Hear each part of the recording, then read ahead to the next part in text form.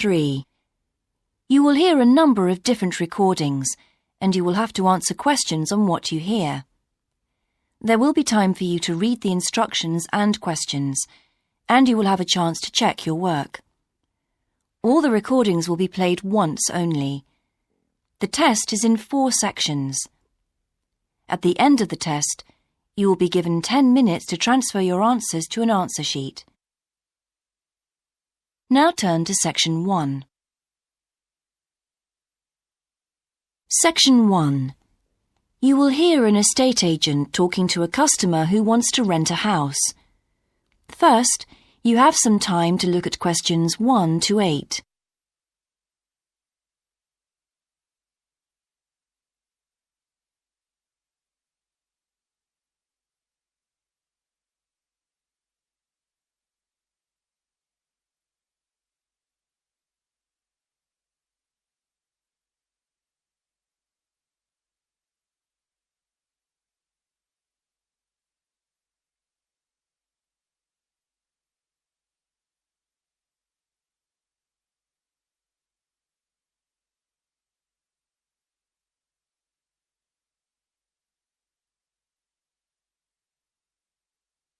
You will see that there is an example that has been done for you.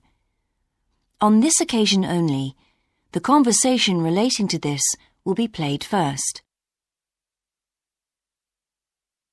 Good morning. How can I help you? Hello. I'm interested in renting a house somewhere in the town. Right. Could I have your name, please? Yes, it's Stephen Godfrey. And tell me how many bedrooms you're looking for. Well, we'd need 4 because I'm going to share the house with 3 friends. The number of bedrooms needed is 4, so 4 has been written in the space. Now we shall begin. You should answer the questions as you listen, because you will not hear the recording a second time. Listen carefully and answer questions 1 to 8. Good morning. How can I help you? Hello. I'm interested in renting a house somewhere in the town. Right. Could I have your name, please? Yes, it's Stephen Godfrey. And tell me how many bedrooms you're looking for.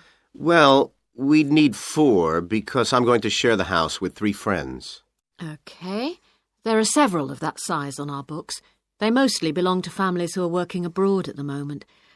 What about the location? It'd be nice to be central. Oh, that might be difficult, as most houses of that size are in the suburbs. Still, there are a few. What's your upper limit for the rent?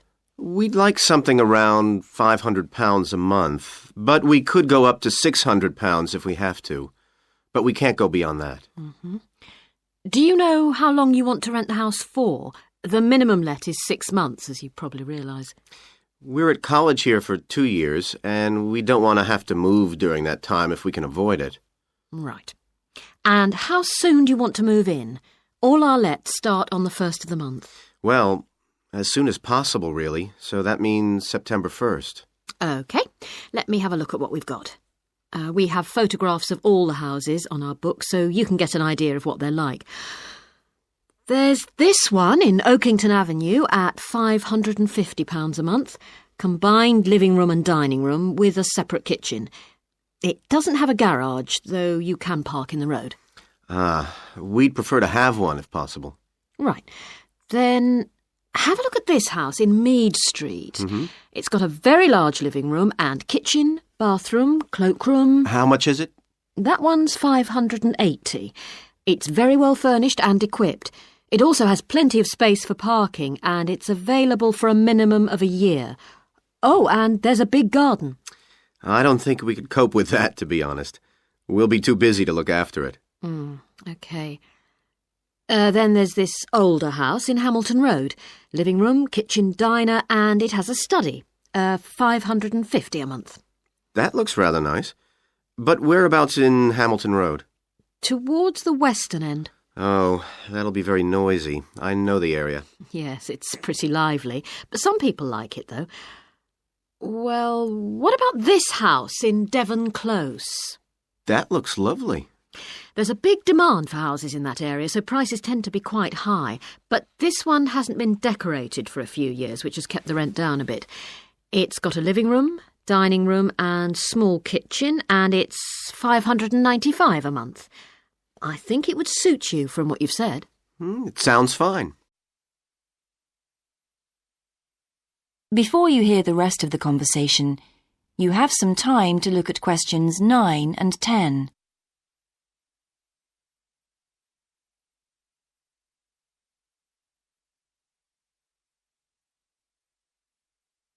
Now listen and answer questions 9 and 10. Why is that part of town so popular? Well, there's a big scheme to improve the district, and it'll soon have the best facilities for miles around. What sort of thing? There's a big sports centre under construction, which will be very impressive when it's finished. In fact, the swimming pool's already opened, ahead of schedule, and it's attracting a lot of people. What about cinemas? Are there any in the area? The only one closed down last year, and it's now in the process of being converted into a film museum. The local people are trying to get a new cinema added to the scheme. I think I heard something about a plan to replace the existing concert hall with a larger one. Ah, that's due to start next year. Well, it sounds an interesting area to live in. Could I go and see the house, please? Yes, of course. That is the end of section 1. You now have half a minute to check your answers.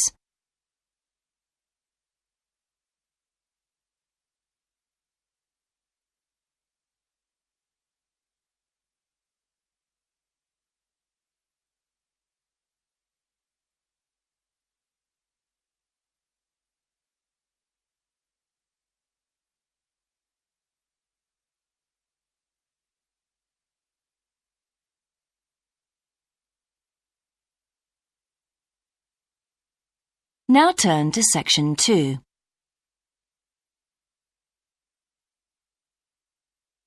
Section 2. You will hear a man talking on the radio about a national arts centre. First, you have some time to look at questions 11 to 16.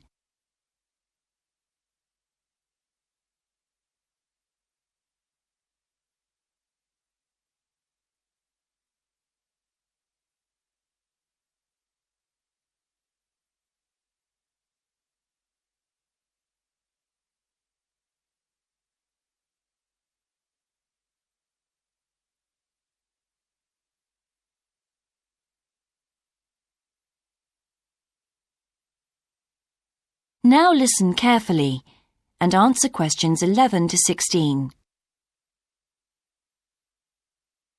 Hello, and welcome to Focus on the Arts. I'm your host, Dave Green, and this is your very own local radio programme. Every Friday evening, we put the spotlight on different arts and culture facilities and look at the shows and events that are on offer in the coming week. And today, the focus is on the National Arts Centre. Now, if you don't already know it yourself, I'm sure you've all heard of it. It's famous throughout the world as one of the major venues for classical music. But did you know that it's actually much more than just a place to hear concerts? The centre itself is a huge complex that caters for a great range of arts. Under a single roof, it houses concert rooms, theatres, cinemas, art galleries, and a wonderful public library, as well as service facilities including 3 restaurants and a bookshop. So, at any one time, the choice of entertainment there is simply enormous. So, how did they manage to build such a big arts complex right in the heart of the city? Well, the area was completely destroyed by bombs during the war in 1940. So the opportunity was taken to create a cultural centre that would be what they called the city's gift to the nation. Of course, it took a while for such a big project to get started, but it was planned in the 60s, built in the 70s, and eventually opened to the public in 1983. Ever since then, it has proved to be a great success. It's not privately owned, like many arts centres, but is still in public hands. It's run by the City Council. Both our National Symphony Orchestra and National Theatre Company were involved in the planning of the project, and they're now based there, giving regular performances every week. And as the centre is open 363 days of the year, there are plenty of performances to choose from. Before you hear the rest of the broadcast, you have some time to look at questions 17 to 20.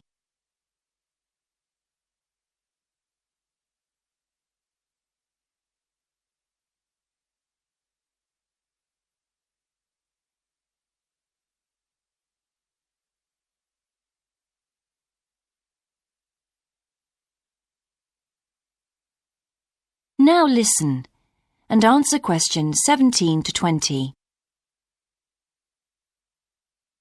So, to give you some idea of what's on, and to help you choose from the many possibilities, we've made a selection of the star attractions. If you're interested in classical music, then we recommend you go along to the National on either Monday or Tuesday evening at 7:30 for a spectacular production of the Magic Flute, probably the most popular of all Mozart's operas. It's in the Garden Hall, and tickets start at only £8, but you'll have to be early if you want to get them that cheap. And remember, it's only on for those 2 evenings. For those more interested in the cinema, you might like to see the new Canadian film, which is showing on Wednesday evening at 8 p.m. in Cinema 2, and that's called 3 Lives. It's had fantastic reviews, and tickets cost just £4.50, which is a reduction on the usual price of £5.50. So, it's really good value, especially for such a great movie.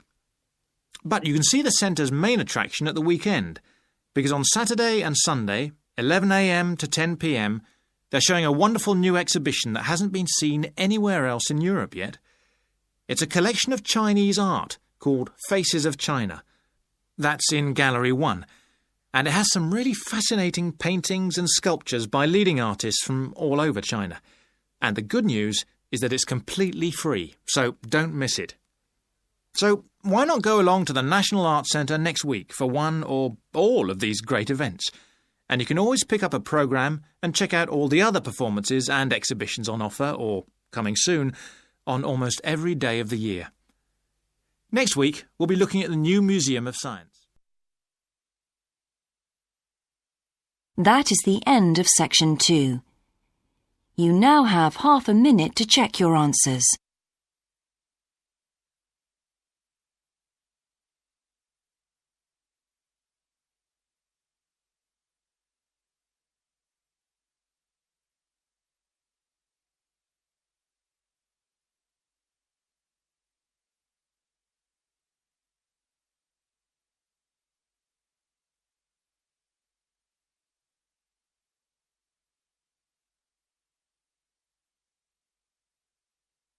Now turn to Section 3.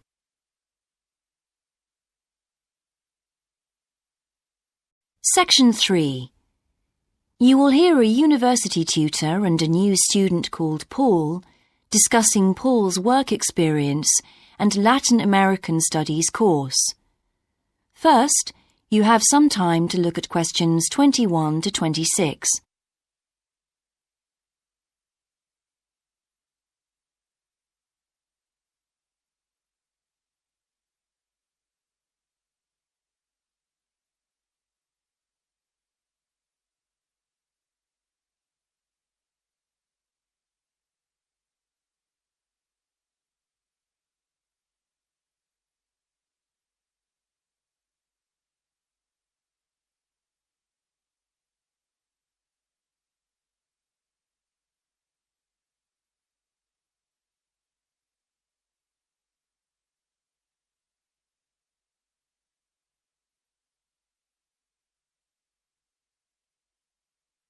Now listen carefully and answer questions 21 to 26. I've been reading your personal statement, Paul. First, let's talk about your work experience in South America. What took you there? Was it to gain more fluency in Spanish? Well, as I'm combining Spanish with Latin American studies, my main idea was to find out more about the way people lived there. My spoken Spanish was already pretty good, in fact.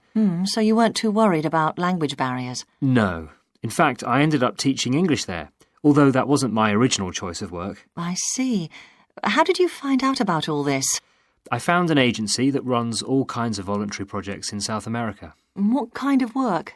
Well, there were several possibilities. You mean construction, engineering work?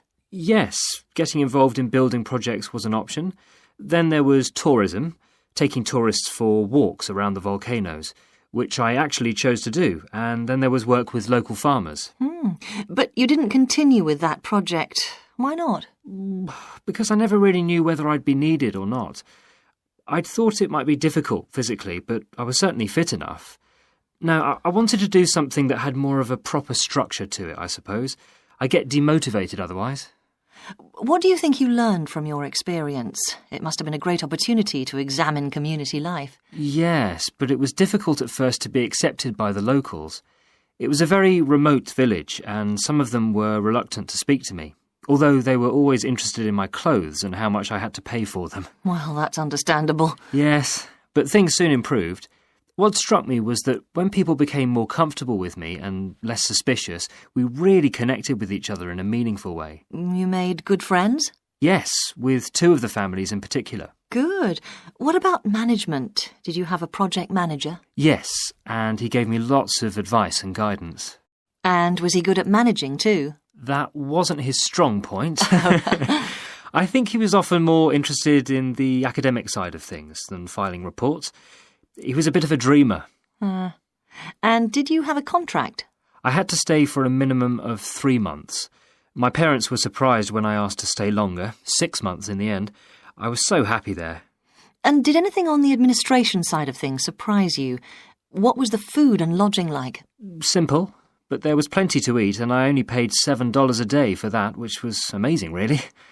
And they gave me all the equipment I needed, even a laptop. You didn't expect that then? No. Well, I'll look forward to hearing more. Before you hear the rest of the discussion, you have some time to look at questions 27 to 30.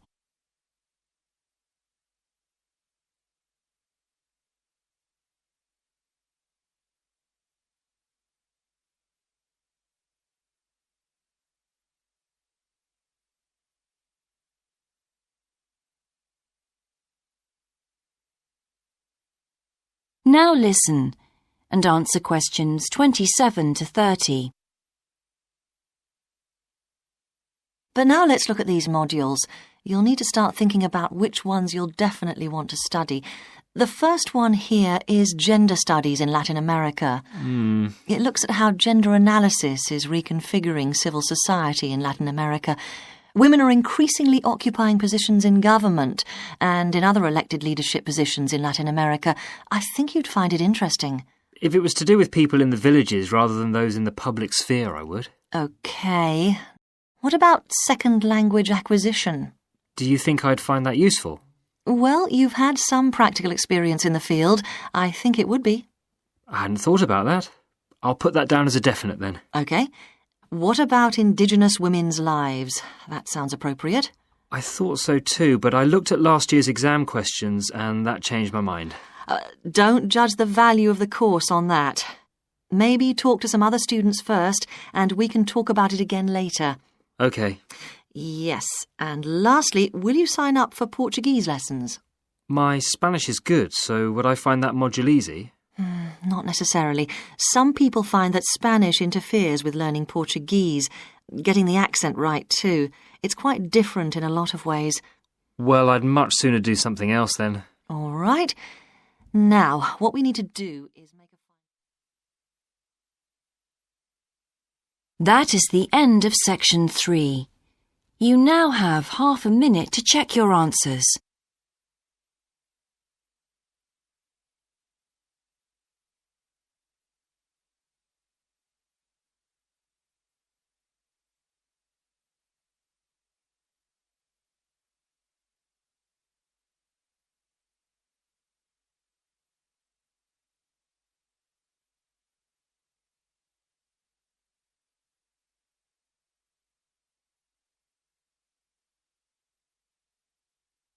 Now turn to section 4.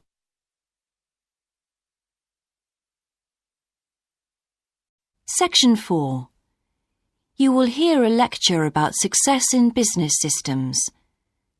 First, you have some time to look at questions 31 to 40.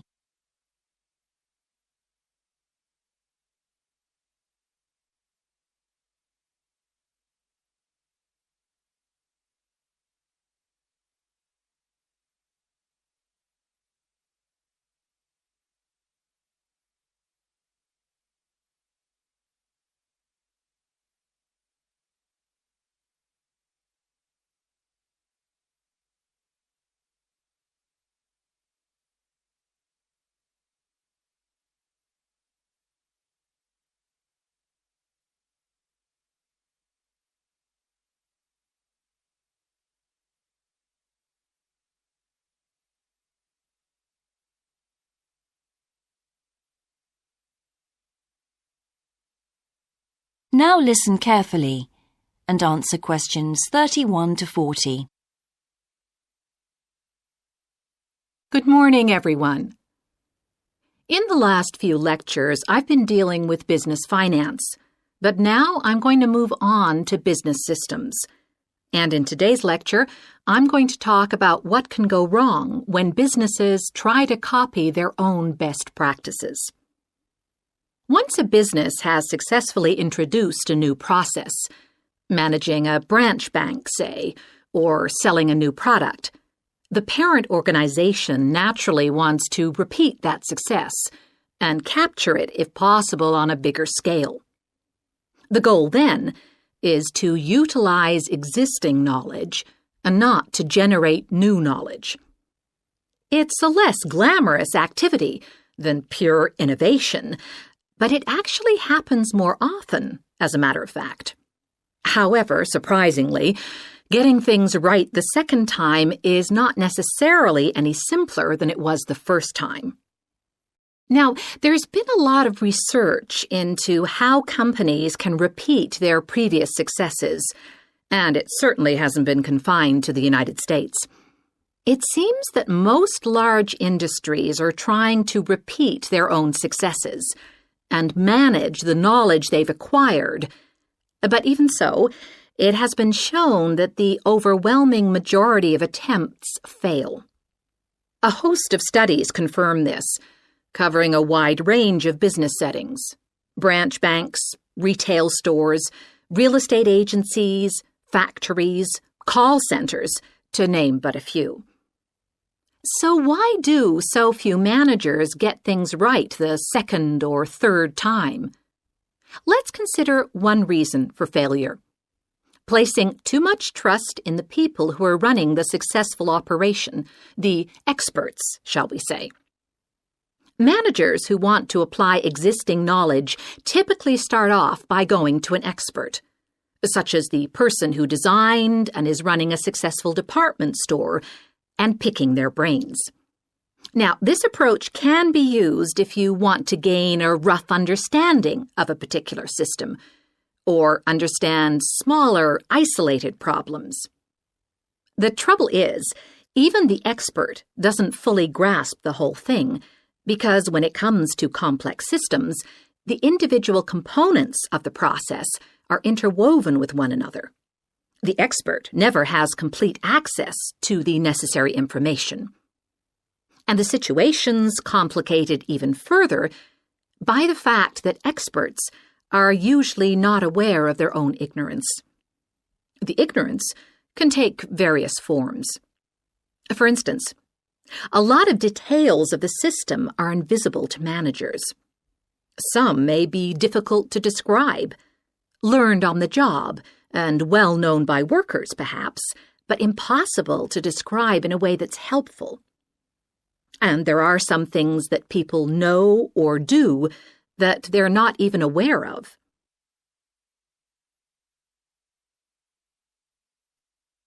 Now, let's consider two types of mistake that can occur when a manager actually starts to set up a duplicate system to replicate a successful process. Firstly, perhaps he forgets that he was just trying to copy another process and starts trying to improve on it. Another mistake is trying to use the best parts of various different systems in the hope of creating the perfect combination.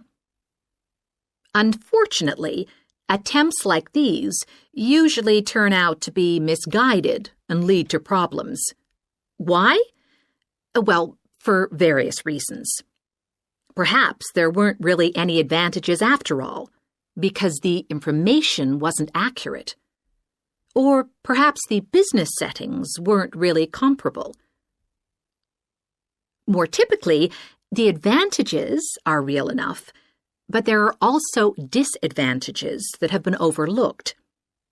For example, the modifications might compromise safety in some way.